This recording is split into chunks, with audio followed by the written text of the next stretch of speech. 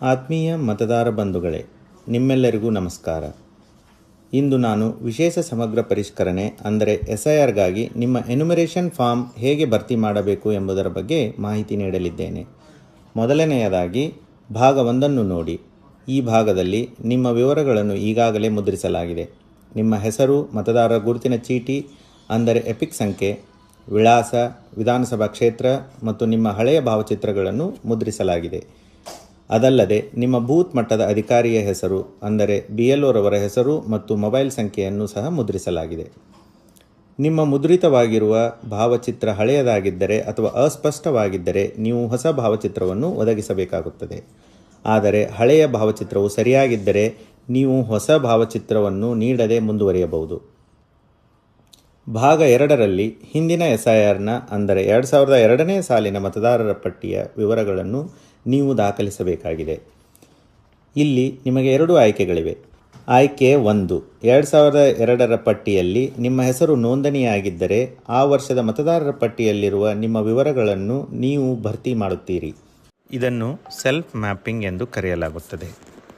ಆಯ್ಕೆ 2, ಒಂದು ವೇಳೆ 2002ರಲ್ಲಿ ನಿಮ್ಮ ಹೆಸರು ನೋಂದಣಿಯಾಗದಿದ್ದರೆ ನೀವು ನಿಮ್ಮ ತಂದೆ, ತಾಯಿ, ಅಜ್ಜ ಅಥವಾ ಅಜ್ಜಿಯವರ 2002ರ ಮತದಾರರ ಪಟ್ಟಿಯ ವಿವರಗಳನ್ನು ಒದಗಿಸಬೇಕು. ಇದನ್ನು ಪ್ರೊಜೆನಿ ಮ್ಯಾಪಿಂಗ್ ಎಂದು ಕರೆಯಲಾಗುತ್ತದೆ. 2002ರ ಮತದಾರರ ಪಟ್ಟಿಗಳ ವಿವರಗಳು ನಿಮ್ಮ ಬೂತ್ ಮಟ್ಟದ ಅಧಿಕಾರಿಗಳೊಂದಿಗೆ ಲಭ್ಯವಿರುತ್ತದೆ. ಅದಲ್ಲದೆ ಮುಖ್ಯ ಚುನಾವಣಾಧಿಕಾರಿಯವರ ವೆಬ್ಸೈಟ್ ceo.karnataka.gov.in ಮತ್ತು ಭಾರತ ಚುನಾವಣಾ ಆಯೋಗದ ವೆಬ್ಸೈಟ್ voters.eci.gov.in ಹಾಗೂ ECI ನೆಟ್ ಅಪ್ಲಿಕೇಶನ್ನಲ್ಲಿ ಸಹ ಲಭ್ಯವಿರುತ್ತದೆ. ಭಾಗ 3ರಲ್ಲಿ ನಿಮ್ಮ ಪ್ರಸ್ತುತ ವಿವರಗಳನ್ನು ನಮೂದಿಸುತ್ತೀರಿ. ದಯವಿಟ್ಟು ಗಮನಿಸಿ, ಇಲ್ಲಿ ನಿಮ್ಮ ಜನ್ಮ ದಿನಾಂಕವನ್ನು ಕಡ್ಡಾಯವಾಗಿ ನಮೂದಿಸಬೇಕು. ಆದರೆ ನಿಮ್ಮ ಆಧಾರ್ ಮತ್ತು ಮೊಬೈಲ್ ಸಂಖ್ಯೆಗಳನ್ನು ನಮೂದಿಸುವುದು ಐಚ್ಛಿಕವಾಗಿರುತ್ತದೆ.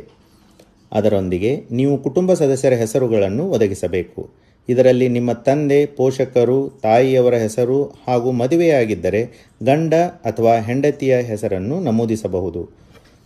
ಒಂದು ವೇಳೆ ಅವರ ಎಪಿಕ್ ಸಂಖ್ಯೆ, ಮತದಾರರ ಗುರುತಿನ ಚೀಟಿ ಸಂಖ್ಯೆ ನಿಮ್ಮ ಬಳಿ ಇದ್ದರೆ ನೀವು ಅದನ್ನು ಸಹ ನಮೂದಿಸಬಹುದು. ನಿಮ್ಮ ಎಲ್ಲ ನಮೂದುಗಳು ನಿಖರವಾಗಿವೆಯೇ ಎಂದು ನೀವು 2 ಬಾರಿ ಪರಿಶೀಲಿಸಿ ಹಾಗೂ ಕೆಳಗಡೆ ನೀಡಿರುವ 3 ಘೋಷಣೆಗಳನ್ನು ಓದಿಕೊಂಡ ನಂತರ ಫಾರ್ಮ್ಗೆ ಸಹಿ ಮಾಡಿ ಅಥವಾ ಎಡಗೈ ಹೆಬ್ಬೆರಳ ಗುರುತು ನೀಡಿ. ನಿಮ್ಮ ಅನುಪಸ್ಥಿತಿಯಲ್ಲಿ ನಿಮ್ಮ ಪರವಾಗಿ ನಿಮ್ಮ ಕುಟುಂಬದ ಯಾವುದೇ ವಯಸ್ಕ ಸದಸ್ಯರು ನಿಮ್ಮೊಂದಿಗಿನ ಸಂಬಂಧವನ್ನು ನಮೂದಿಸಿ ಸಹಿ ಮಾಡಬಹುದು. ಸಹಿ ಮಾಡಿದ ನಂತರ ಫಾರ್ಮನ್ನು ನಿಮ್ಮ ಬೂತ್ ಮಟ್ಟದ ಅಧಿಕಾರಿಯವರಿಗೆ ಅಂದರೆ BLO ರವರಿಗೆ ಹಸ್ತಾಂತರಿಸಿ.